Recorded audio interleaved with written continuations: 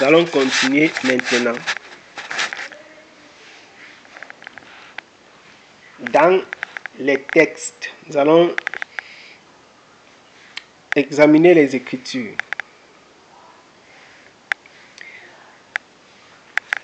Nous avons dit que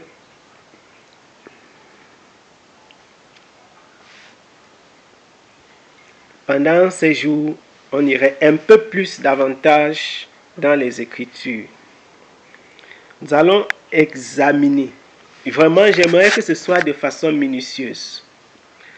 Nous allons étudier dans les Écritures et j'ai dit, j'aimerais que ce soit de façon minutieuse. Que vous puissiez nous arrêter si quelque chose, je répète encore, que vous puissiez dire que je n'ai pas compris ou alors ce n'est pas ça qui est écrit dans ma Bible. Donc que chacun d'entre nous examine dans sa propre Bible. Pour que quand on va finir cette série, parce qu'on ne va pas terminer aujourd'hui, on va lire jusqu'à un certain niveau et puis on va laisser ainsi de suite, on va progresser jusqu'au jour où on a épuisé le sujet. Donc nous allons parler de la Pâque d'abord et du repas du Seigneur. J'ai dit actualité et nécessité oblige. Il faut restaurer les choses telles qu'elles doivent être. Actualité parce que c'est la fête. Vous avez certainement, chacun d'entre nous aujourd'hui a eu à recevoir le message de bonne fête de Pâques. Nous allons donc examiner dans la Bible qu'est-ce qu'il en est. Voilà. Et on va essayer de répondre à un certain nombre de questions. Vous pouvez ouvrir le micro à tout moment. Je répète, à tout moment, pour poser n'importe quelle question concernant ce sujet-ci.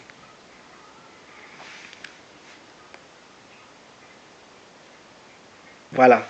Et nous n'allons pas, ce n'est pas une seule personne qui va lire. J'aimerais, si possible, que ce ne soit pas une seule personne qui lise. Donc, premier texte que nous allons prendre, Hébreux chapitre 11, versets 24 à 29. Hébreux chapitre 11, le verset 24 à 29. Ce texte-ci, Hébreux chapitre 11, 24 à 29.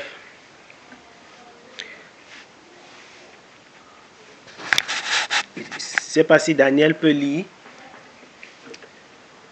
Hébreux 11, 24 à 29. Vous devez avoir votre matériel. Attendez. Ok. Si... Attendez un peu, s'il vous plaît. Bon, tu vas lire le prochain texte. D'accord, d'accord. En tout cas, cherche ton texte. Ouvre ton texte parce qu'il faut que toi aussi tu lises. Si quelqu'un d'autre a trouvé... Je vais lire. Écris le titre, bon. Ah, ok, d'accord. Ok, je vais lire le prochain. Oui, oui. Non, non, il n'y a pas de souci. Faille. Ok. Hébreux chapitre 11.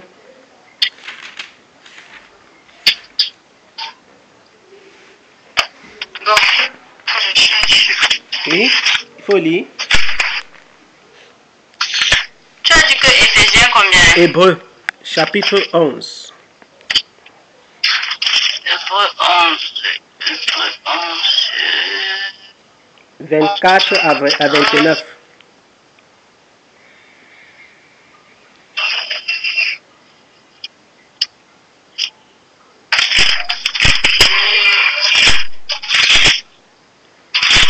Hébreux 11.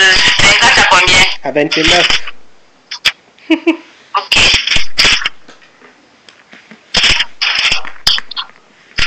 Ok, je lis. C'est par la foi que Moïse, devenu grand, refusa d'être appelé fils de la fille de Pharaon, aimant mieux être maltraité avec le peuple de Dieu que d'avoir pour un temps la jouissance du péché, regardant la preuve de Christ comme une richesse plus grande que les trésors de l'Égypte, car il avait les yeux fixés sur la rémunération. C'est par la foi qu'il quitta l'Égypte, sans être effrayé de la colère du roi, car il se montra ferme, comme voyant celui qui est invisible. C'est par la foi qu'il fit la Pâque et l'aspersion du sang, afin que l'exterminateur ne touche pas au premier-né des Israélites. C'est par la foi qu'il traversait la mer comme un lieu sec, tandis que les Égyptiens qui en firent la tentative furent engloutis. Amen. Amen. Amen. Ah, la parole du Seigneur déclare. J'espère que tout le monde a lu. La parole du Seigneur déclare que Moïse a refusé d'être appelé le fils de la fille de Pharaon et qu'il a choisi d'être maltraité avec le peuple de Dieu pour un temps, au lieu de jouir des biens du péché. Je ne vais pas m'appesantir sur ces aspects, je continue. Il a estimé que l'opprobre de Christ était un trésor plus grand que les richesses de l'Égypte. Maman. Parce qu'il avait en vue la rémunération. Soulignez Hébreux chapitre 11, verset 26. Et chacun va méditer ça par rapport à sa propre vie. Estimant l'opprobre de Christ comme un trésor plus grand que les richesses d'Égypte. Parce qu'il avait en vue la rémunération. La rémunération. Ceci, c'est en rapport avec l'exhortation que nous venons d'avoir tout à l'heure. Estimant l'opprobre de Christ comme un trésor plus grand que les richesses de l'Égypte, parce qu'il avait en vue la rémunération. Soulignez et vous allez méditer. Par la foi, il a quitté l'Égypte. La parole de Dieu déclare qu'il a quitté l'Égypte. Et on dit par la foi, il a fait la Pâque. Bienvenue. Nous y sommes. Par la foi, il fit la Pâque et l'aspersion du sang. Il fit la Pâque et l'aspersion du sang afin que l'exterminateur des premiers-nés ne toucha point ceux des Israélites. Donc, Dieu a donné à Moïse, il est question de Moïse ici, l'ordre de faire la Pâque et de faire l'aspersion du sang. C'était pour un but. Écoutez, Dieu a donné l'ordre à Moïse de faire la Pâque et de faire l'aspersion du sang. C'était pour un but, afin d'épargner les premiers-nés des Israélites. C'était afin d'épargner les premiers-nés des Israélites. Voilà le but pour lequel Dieu a ordonné en Israël la Pâque. On n'a pas simplement immolé l'agneau. J'insiste. Il n'y avait pas seulement immolation, mais il y a aussi eu aspersion. Je répète, il n'y a pas seulement eu immolation, mais il y a aussi eu aspersion. Et que déclare la parole? Voici ce que Pierre dit. Pierre dit que, et nous allons lire dans 1 Pierre chapitre 1, verset 2.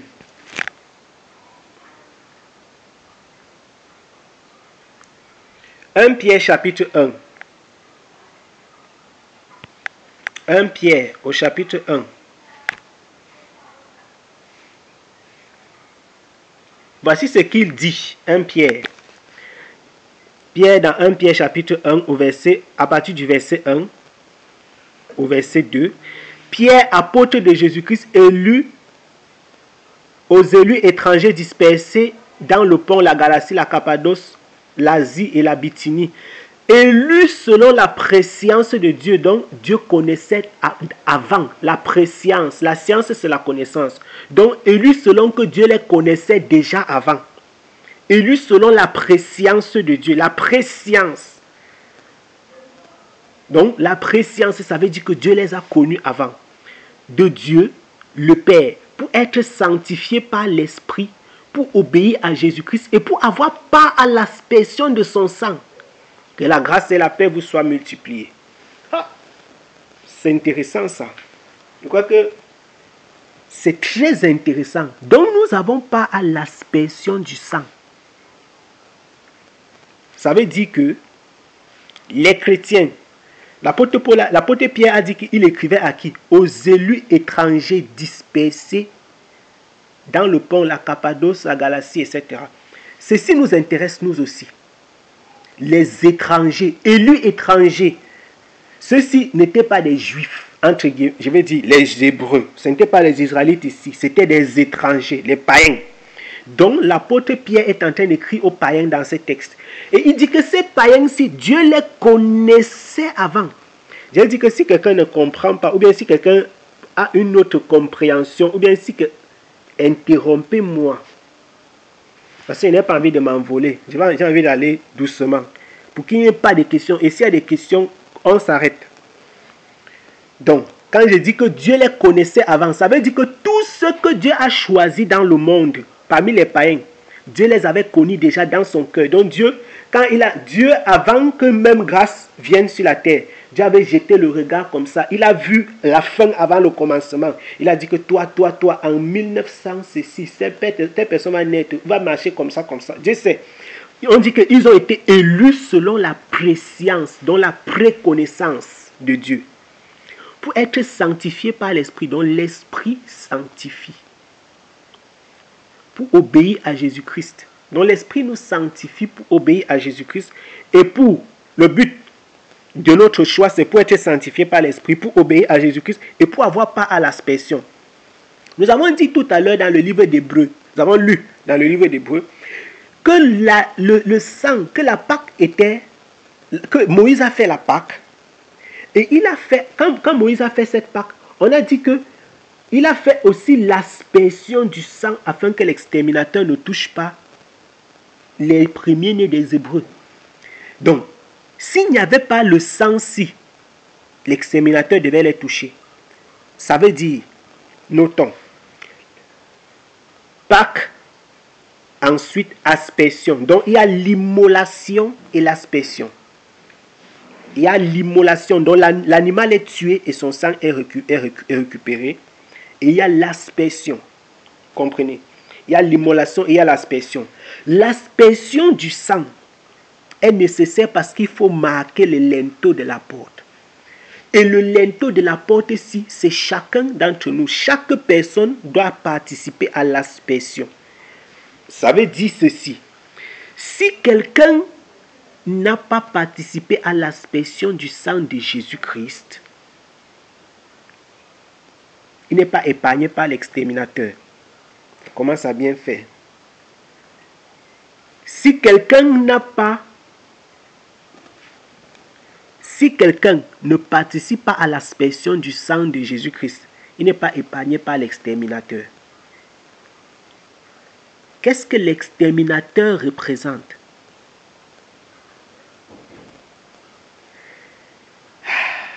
L'exterminateur représente la colère de Dieu. Quelqu'un veut parler apparemment. Qu'est-ce que... Oui, allô? Oui. Pardon, je ne comprends pas bien. Ok. On a dit que... à partir de 11 là, tout ce que tu as dit là, je n'ai pas moi bien compris. Ok, je reprends. Je peux reprendre, Je reprends ce que j'ai dit. On ne coupe pas. Hébreux chapitre 11 dit ceci. Que Moïse a fait le sacrifice. Donc il a tué l'animal à Pâques. Il avait institué. Nous allons lire tout à l'heure dans le livre d'Exode. Moïse a tué l'animal pour faire la Pâque. Il a recueilli le sang afin que l'exterminateur que Dieu devait envoyer ne tue pas les enfants des Hébreux. Je ne sais pas si tu me suis, Daniel. Gardez ton micro ouvert. Parce que comme tu ne comprends pas, il faut que ton micro soit ouvert pour que chaque fois tu me répondes. Je ne sais pas, le verset 28, tu as compris un peu ce que ça veut dire. C'est-à-dire, Dieu avait demandé à Moïse... Oui, de faire tuer un animal, un chevreau, et que le sang de cet animal, on devait mettre ça sur la porte, disons comme ça, le linteau de la porte, afin que l'ange de la mort qui devait passer en Égypte, qu'il évite la maison des Juifs, des Hébreux. Tu comprends un peu? Et quand il devait passer pour éviter la maison, il devait éviter la maison des Hébreux et tuer les premiers-nés des Égyptiens afin de libérer Israël. Je ne sais pas si Daniel est avec moi. Jusqu'ici. Oui. Ok. Je sais qu'il y a trop de bruit à la maison. Ah, ok, d'accord.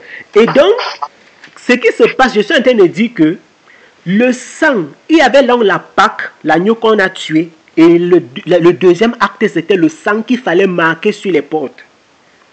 Le sang qu'il fallait marquer sur les portes ici, c'est le sang de Jésus-Christ. Donc, quand Jésus-Christ est immolé, Jean, le prophète, il dit que Christ, voici l'agneau de Dieu. La Bible déclare que Jean il a dit à ses disciples qui étaient à côté de lui, voici l'agneau de Dieu qui ôte le péché du monde. Écoutez, le péché, c'est ce qui amène la colère de Dieu. Le péché, c'est ce qui amène la colère de Dieu. Donc, l'agneau de Dieu, quand on le tue et qu'on marque quelqu'un avec son sang, la personne n'est plus sous la colère. Le sacrifice de Jésus-Christ à la croix pour verser son sang, c'était afin de marquer chacun d'entre nous avec son sang, pour que Dieu ne nous frappe pas dans sa colère. Je reprends. Donc quand Jésus-Christ est mort à la croix, c'était pour qu'on ne fête plus la Pâque des Juifs. Et c'était pour que un sacrifice définitif soit fait afin de marquer tous ceux qui ont cru en son nom.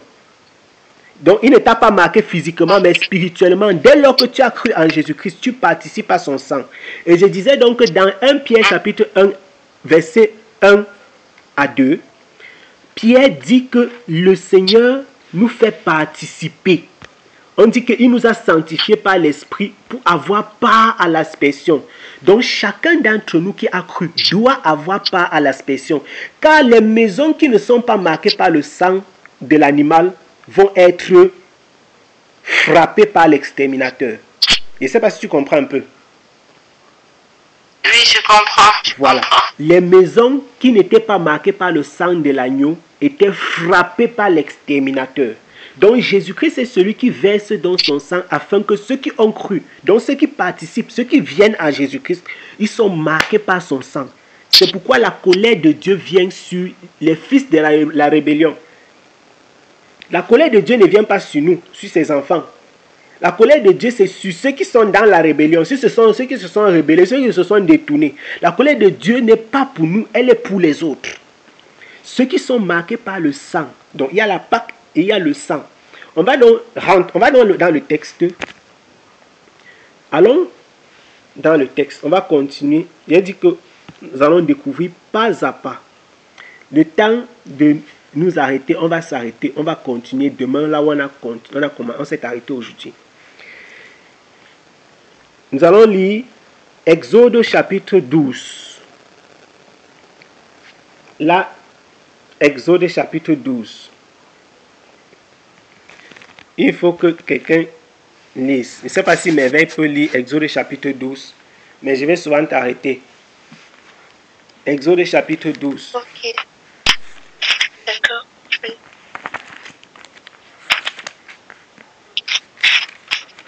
Exode chapitre 12. On va lire tout le chapitre. C'est long, mais on va lire.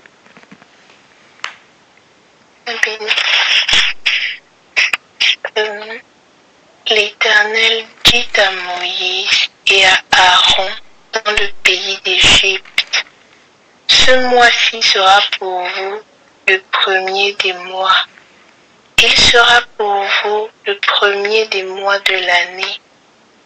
Parlez à toute l'assemblée d'Israël et dites, Le 10e jour de ce mois, on prendra un agneau pour chaque famille, un agneau pour chaque maison. Si la maison est trop peu nombreuse pour un agneau, on le prendra avec son plus proche voisin, selon le nombre des personnes. Vous compterez pour cet agneau d'après ce que chacun peut manger. Ce sera un agneau sans défaut, mâle, âgé d'1 an. Vous pourrez prendre un agneau ou un chevreau. Vous le garderez jusqu'au 14e jour de ce mois, et toute l'assemblée d'Israël l'immolera entre les 2 soirs. On prendra de son sang et on en mettra sur les 2 poteaux et sur le linteau de la porte des maisons où on le mangera. Cette même nuit, on en mangera la chair rôtie au feu et on la mangera avec des pains sans levain et des herbes amères. Ok. Vous ne le mangerez point. Ok. Nous sommes arrêtés au verset 8. Écoutez, pour tout à l'heure, je disais encore, et voici la référence. Dieu a demandé de choisir un chevreau ou un agneau, comme je disais. Ça devait être un animal sans défaut, parce que Jésus-Christ est sans défaut. Donc tout ce qui s'est passé dans l'Ancien Testament, dans la loi avec Moïse, c'était en fait une préfiguration de ce qui doit se dérouler en Jésus-Christ. C'est pourquoi en ce qui concerne ces sacrifices, en ce qui concerne cette loi, Christ dit que tout est accompli. Donc il a accompli dans sa personne la loi. Il dit donc qu'il n'est pas venu pour abolir, mais pour accomplir. Puisque cette loi-là, il a accompli dans sa propre personne. Maintenant, quand on avance, le Seigneur demande, il dit que le 10e jour du premier mois, le 10e jour du premier mois, les Israélites devaient choisir l'animal et le conserver jusqu'au 14e jour. Le but de conserver ainsi, c'était que, parce que si tu prends un animal, et seulement le jour où tu vas sacrifier, il y a de fortes probabilités que ce soit un animal malade, par exemple. Or, quand ça a déjà fait 4 jours, on peut être sûr que c'est un animal qui est en bonne santé. Parce qu'on ne pouvait pas donner à Dieu, on ne pouvait pas faire un sacrifice d'un animal malade, par exemple. Donc, il prenait le 10e jour, mais il conservait pendant 4 jours un animal d'1 an, chevreau ou agneau, et qui était sans défaut. Qui était sans défaut. Sans défaut. Et quand on le prenait, on devait le sacrifier le 14e jour. Nous arriverons plus tard sur l'histoire des 14e jour, des 15e jour et tout ça. On va voir piano, doucement. Il devait le sacrifier le 14e jour du premier mois de l'année. Et il devait sacrifier cet animal le soir. Le soir, il devait manger avec des pains sans levain et des herbes amères. On devait rôtir au feu et manger avec les pains sans levain et les herbes amères. Le Seigneur a dit qu'on mette le sang sur les portes, sur les linteaux des portes. Voilà. Donc ça, c'est ce que nous avons lu, ce que nous avons dit et que nous sommes en train de lire. Maintenant, nous continuons à partir du verset 9. Amen. Vous ne le mangerez point à demi cuit et bouilli dans l'eau, mais il sera rôti au feu avec la tête, les jambes et l'intérieur. Voilà.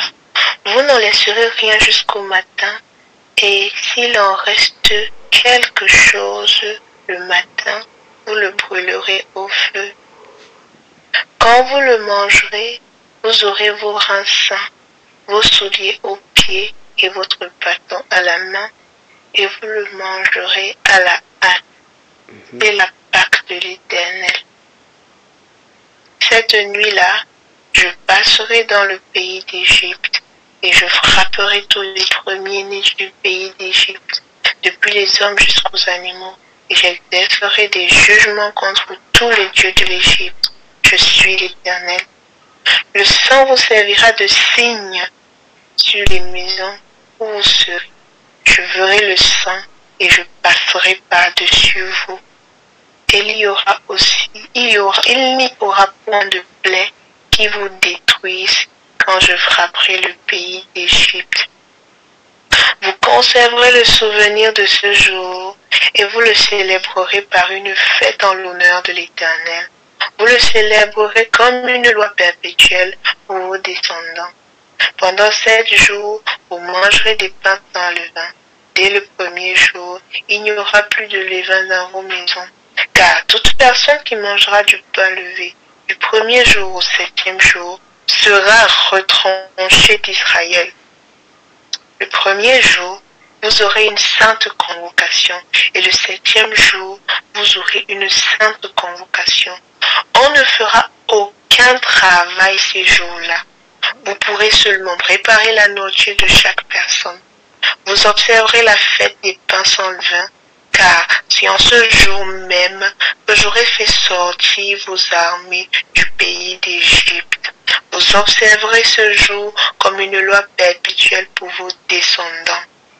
Le premier mois, le 14e jour du mois, au soir, vous mangerez des pains sans levain jusqu'au soir du 21e jour.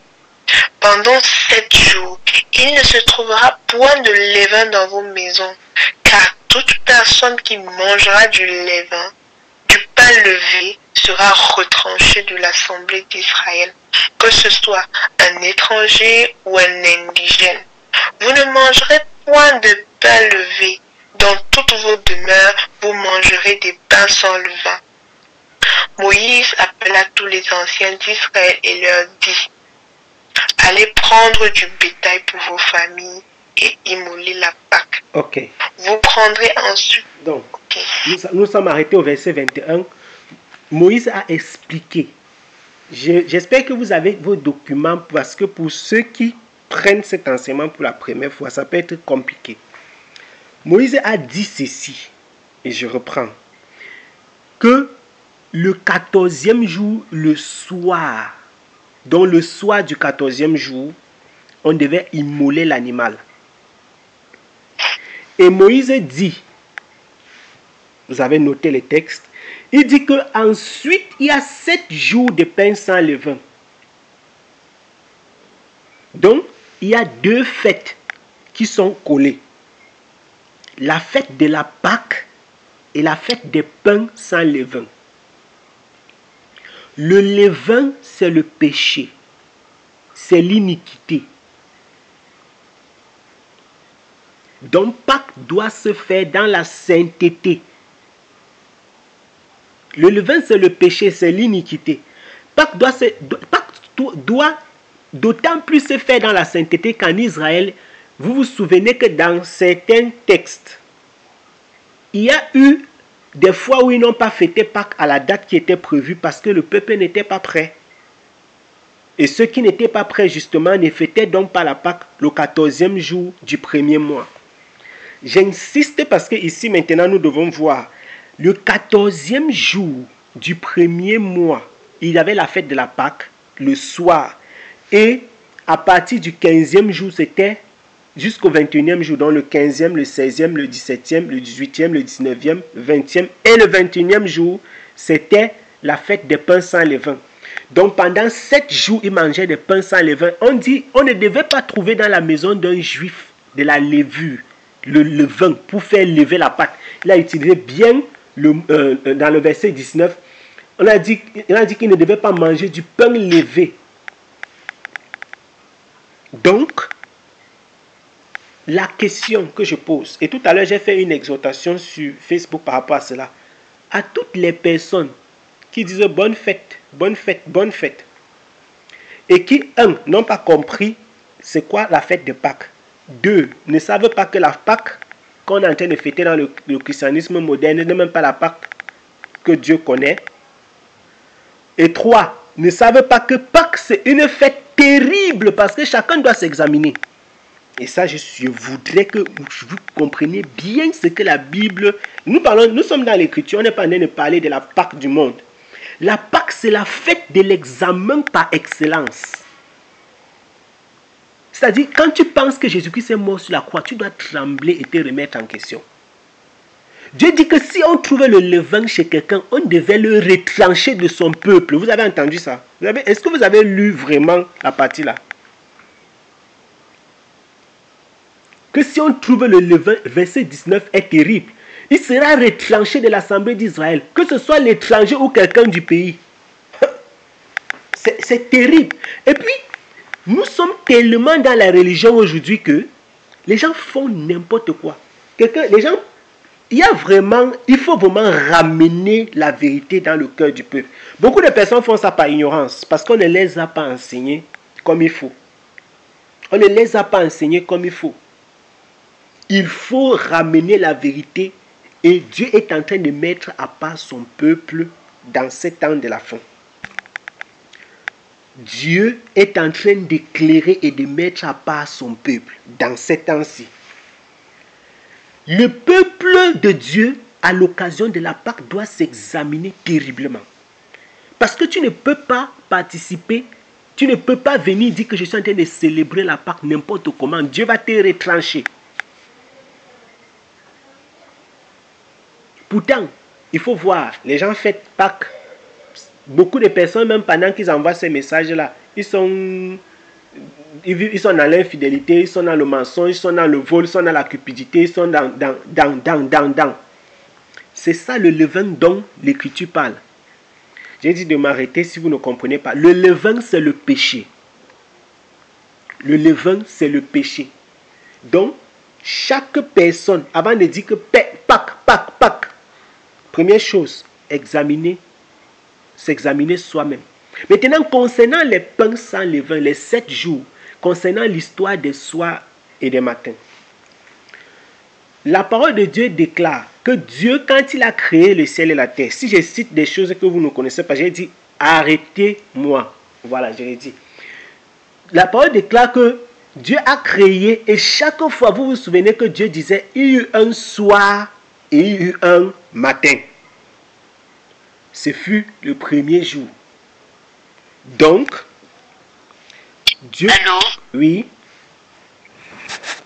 S'il te plaît, j'ai une question. Au verset 19. Alors, les vins, c'est le péché. Lorsque... la phrase, qu'est-ce que veut dire lorsque Seigneur dit qu'à toute personne qui mangera du pain levé sera retranché? Que veut dire manger du pain levé? Le pain levé, c'est le pain qu'on a mis la levure dedans. Parce que le levain, c'est la levure. Simplement. La levure. Parce qu'en Israël, pendant la fête de la Pâque, les gens devaient nettoyer les maisons, laver, vraiment nettoyer la maison, ils ne devaient pas avoir de levure. En fait, Dieu utilise... Pardon, quelqu'un d'autre te parlait. Ah, ok.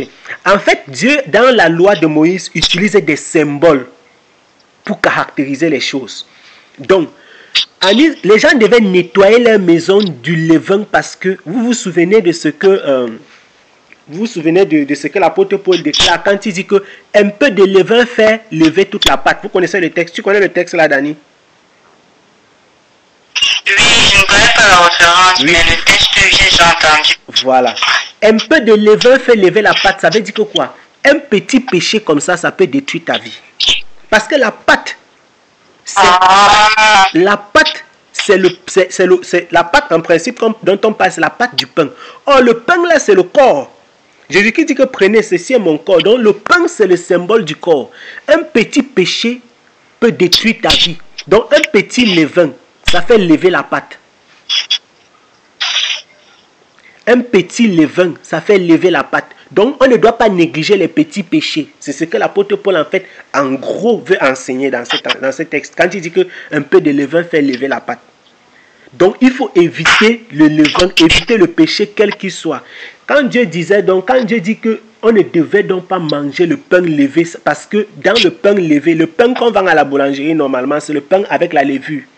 Donc, c'est comme si tu prenais un corps avec le péché et que tu approchais ça du Seigneur pendant la période qui doit être sainte. Donc, le pain qu'on prenait, le pain que les Juifs mangeaient, si tu lis dans le verset chez toi, le pain que les Juifs mangeaient donc à l'occasion de la Pâque, tu vois qu'on a bien dit pain sans levain au verset 8 à la fin. Donc, pain sans levure.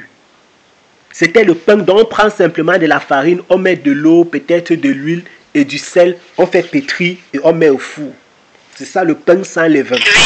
Voilà, c'est ça le pain sans levain. Et toute la levure devait être éliminée de la maison pendant la période de Pâques et de fêtes et de pain sans levain. Et donc, j'étais donc en train de dire en outre ceci, que dans le livre de Genèse, Dieu dit, il est écrit qu'il y eut un soir et il y eut un matin. Ce fut le premier jour. Ainsi de suite, ce fut le deuxième jour, ce fut le troisième jour.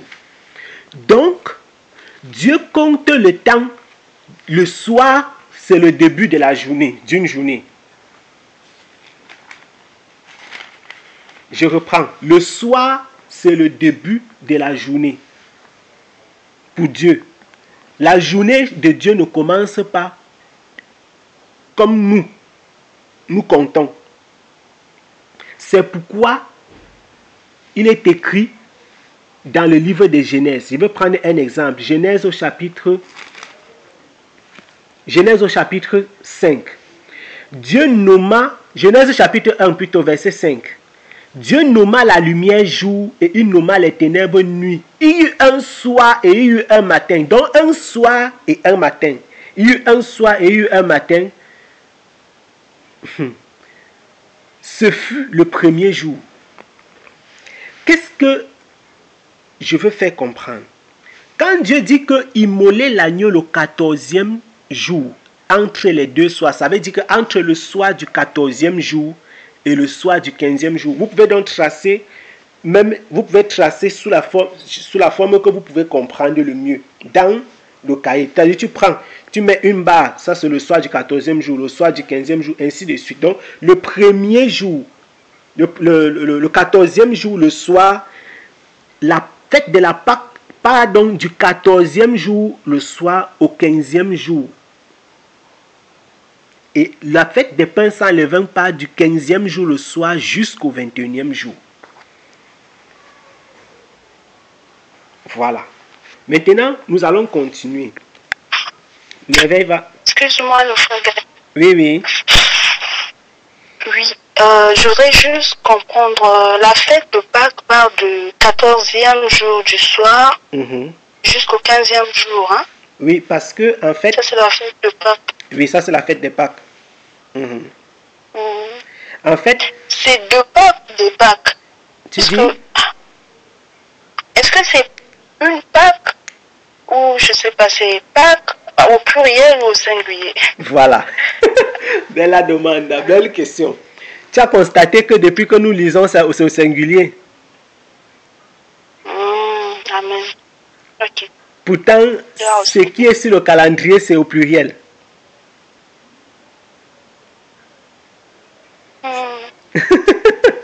Très bonne question. En réalité, Dieu n'a jamais institué les Pâques. Dieu a institué seulement la Pâque. Dans la Bible, il y a la Pâque, que ce soit dans l'Ancien Testament ou dans le Nouveau Testament. Les Pâques n'existent pas. Il y a une seule Pâque. C'est l'agneau qui est immolé. Il y a une seule Pâque. C'est lorsque l'agneau est immolé et son sang est mis sur les linteaux des portes. Et Pâques là, c'est passage. Les Juifs parlent de Pessa. C'est lorsque, donc, la symbolique, le mot là vient du passage. Donc, l'ange de la mort qui passe au travers, qui passe outre. Donc, il survole l'Égypte et il passe sur les maisons des Juifs parce qu'elles sont marquées par le sang de l'agneau. De la même façon que l'ange de la mort survole la terre. Et il passe à travers le monde, il voit les chrétiens qui sont marqués du sang de Christ. Et la parole de Dieu déclare que pour les autres, ils auront la colère de Dieu. Parce que les premiers-nés des Égyptiens qui sont morts, c'était la colère de Dieu qui s'abattait sur Pharaon à cause de son endurcissement. Voilà. Amen. Par contre, ma question c'était sur la fête du levain. Oui. C'est du 15e jour du soir. Oui, du 15e jour soir. Oui. Oui. Jusqu'au 21e jour.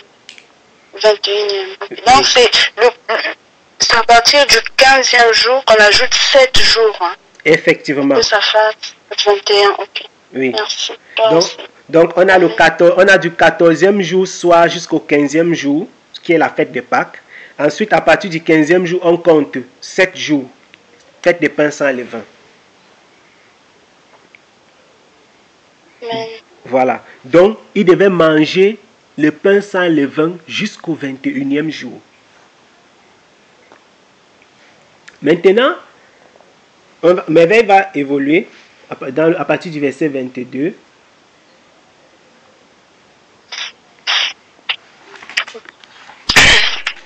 Vous prendrez ensuite un bouquet d'hysope. Un peu plus fort. Vous le tremperez. Ok, d'accord. Vous prendrez ensuite un bouquet d'hysope. Vous le tremperez dans le sang qui sera dans le bassin. Et vous toucherez le linteau et les 2 poteaux de la porte avec le sang qui sera dans le bassin. Nul de vous ne sortira de sa maison jusqu'au matin. Quand l'Éternel passera pour frapper l'Égypte et verra le sang sur le linteau et sur les 2 poteaux, l'Éternel passera par-dessus la porte. Et il ne permettra pas aux destructeurs d'entrer dans vos maisons pour frapper. Vous observerez cela comme une loi pour vous et pour vos enfants à perpétuité. Quand vous serez entrés dans le pays que l'Éternel vous donnera, selon sa promesse, vous observerez cet usage sacré. Et lorsque vos enfants vous diront, que signifie pour vous cet usage, vous répondrez, c'est le sacrifice de Pâques en l'honneur de l'Éternel, qui a passé par-dessus les maisons des enfants d'Israël en Égypte, lorsqu'il frappa l'Égypte et qu'il sauva nos maisons. Le peuple s'inclina et se prosterna, et les enfants d'Israël s'en allèrent et firent ce que l'Éternel avait ordonné à Moïse et à Aaron. Il fit ainsi. Au milieu de la nuit, l'Éternel frappa tous les premiers-nés dans le pays d'Égypte, depuis le premier-né de Pharaon assis sur son trône, jusqu'au premier-né du captif dans sa maison, et jusqu'à tous les premiers-nés des animaux. Pharaon se leva de nuit, lui et tous ses serviteurs et tous les Égyptiens, et il y eut des grands cris en Égypte, car il n'y avait point de maison où il n'y eut un mort.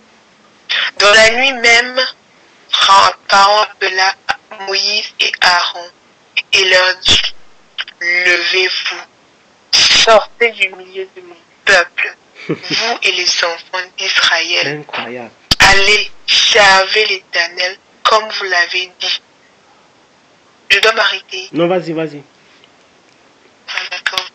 Prenez vos brebis et vos bœufs comme vous l'avez dit. Allez et bénissez-moi. Les Égyptiens pressaient le peuple et avaient attribué du pays, car ils disaient, nous périrons tous. Le peuple emporta sa patte avant qu'elle fût levée. Ils emportaient... Oh là là. Oui. Allô? Oui, on t'écoute. Oui, on t'écoute. On t'écoute. Oui, on t'écoute, Nani. Merveille.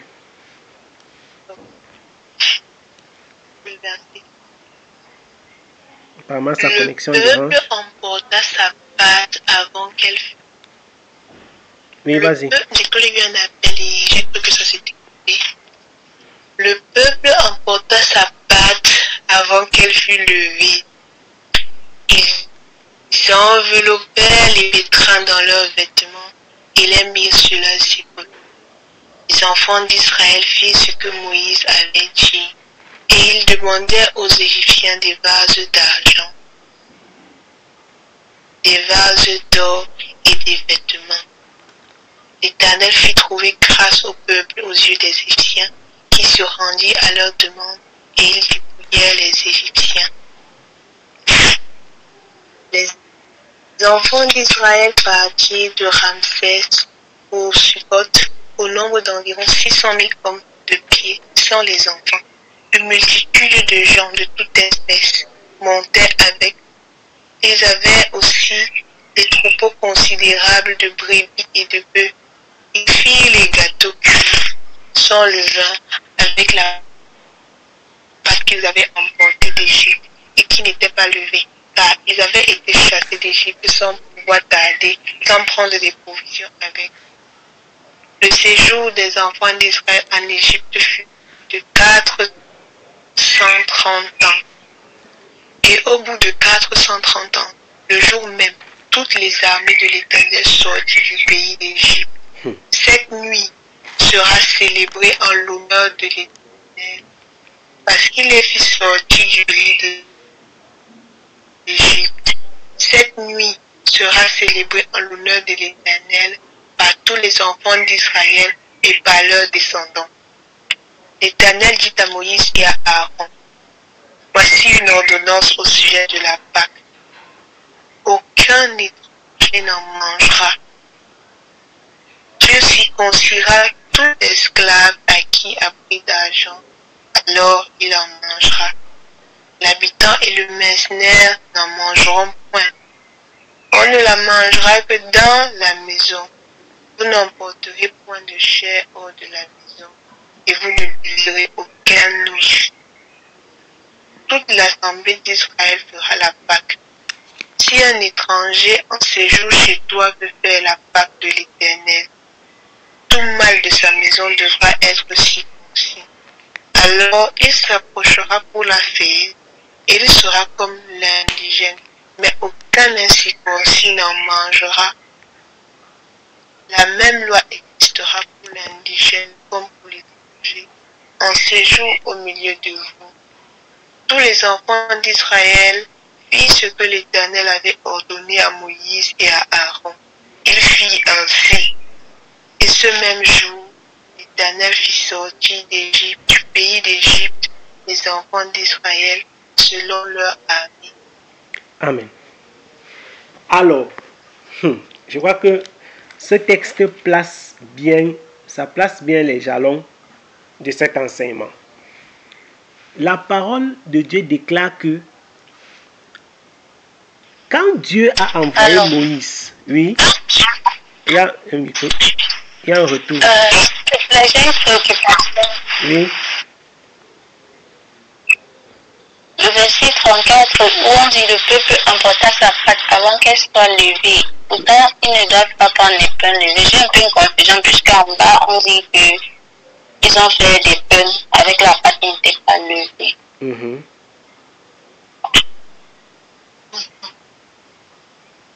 Ils ont fait le pain avec la pâte. Oui, ils ont fait avec la pâte sans lever. Je ne comprends pas la question. Tu dis, je ne comprends pas très bien ce que tu veux.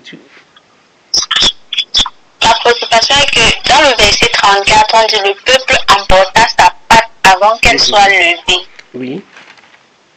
Puisque c'est quand on met le levain qu'on attend que la pâte gonfle. Oui, c'est quand on met le levain qu'on attend que la pâte gonfle, effectivement. C'est donc ça que je ne comprends pas. Ok, ils ont utilisé, je comprends maintenant le sens de la question.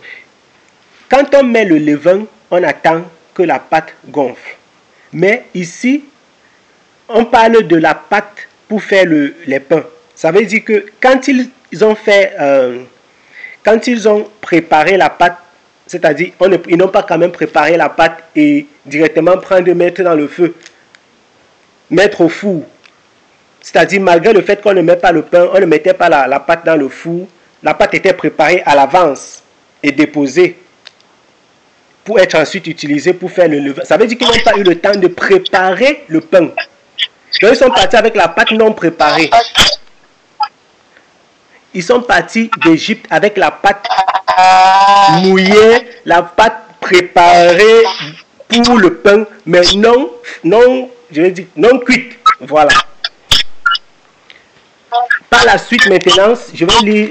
Par la suite, on dit clairement que leur pâte était non levée. Je crois que c'est au verset. Par la suite, on explique clairement que leur pâte était. On dit il fit cuire en gâteau sans levain la pâte qu'ils avaient emportée d'Égypte, car elle n'était pas levée. Je ne sais pas si tu me suis un peu. Au verset 39. Car Et donc, elle explique au verset 39 qu'ils avaient été chassés d'Égypte sans pouvoir s'attarder. Donc, ils avaient préparé la pâte pour le pain. La pâte était déjà prête. Mais ils n'ont pas pu préparer le gâteau. Ils n'ont pas pu cuire, ils n'ont pas fait cuire les gâteaux à temps. Donc ils sont partis avec, ils ont porté leur pâte seulement pour partir avec. Maintenant, j'étais en train de dire que normalement quand Dieu avait envoyé, si on lit dans les textes, les chapitres précédents, quand Dieu a envoyé Moïse pour faire sortir ce peuple ici, Pharaon a dit, jamais, je ne vous ferai pas partir. Plusieurs fois, il a fait des fausses promesses. Mais quand Dieu va frapper, c'est Pharaon qui va les précipiter dehors.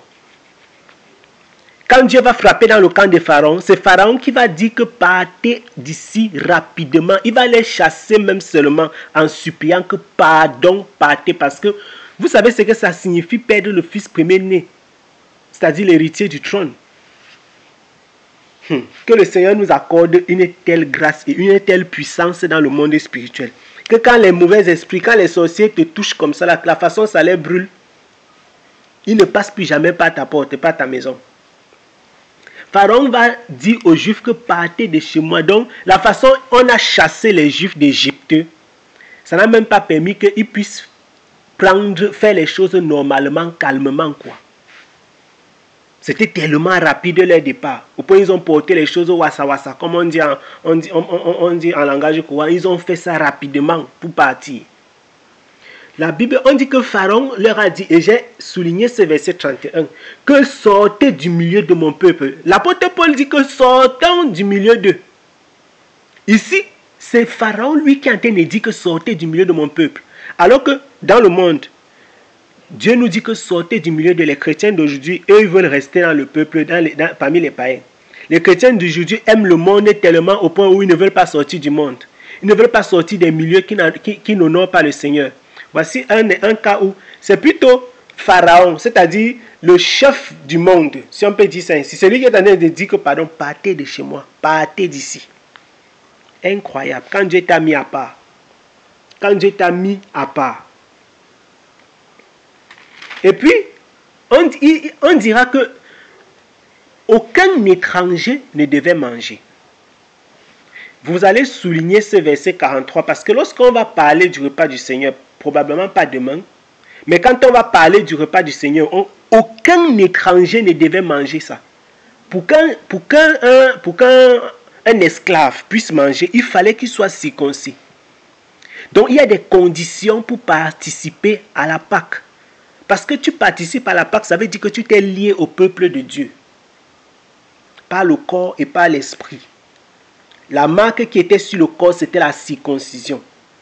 Et la Pâque, c'était la communion. Et lorsqu'on verra plus loin dans le livre des Actes, vous verrez pourquoi est-ce que dans l'église, on parle de la communion. Parce qu'il y a des choses à revoir. La communion. Quand on dit que j'ai pris la communion, comme on dit au pays, qu'il a pris sa première communion. Le terme communion là, effectivement, il y a une communion d'esprit. Voilà. Donc, aucun étranger ne devait manger le repas de la Pâque. On ne devait pas briser ses os. Pourquoi? Il y a une prophétie. Ici, la loi, Dieu dit qu'on ne doit pas briser les os.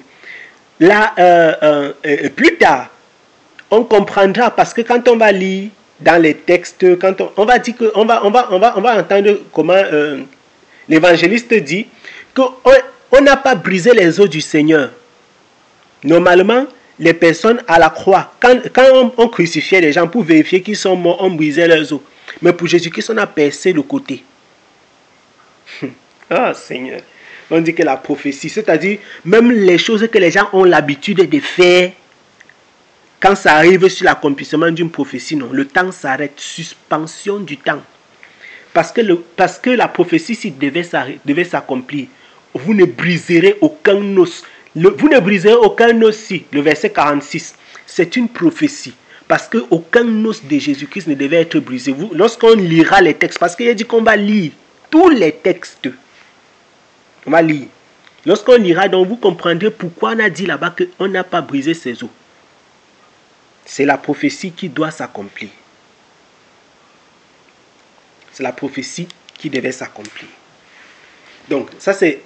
On a commencé et puis on va évoluer progressivement. On va évoluer progressivement. Je crois que pour aujourd'hui, nous allons nous arrêter ici. Et nous allons prier.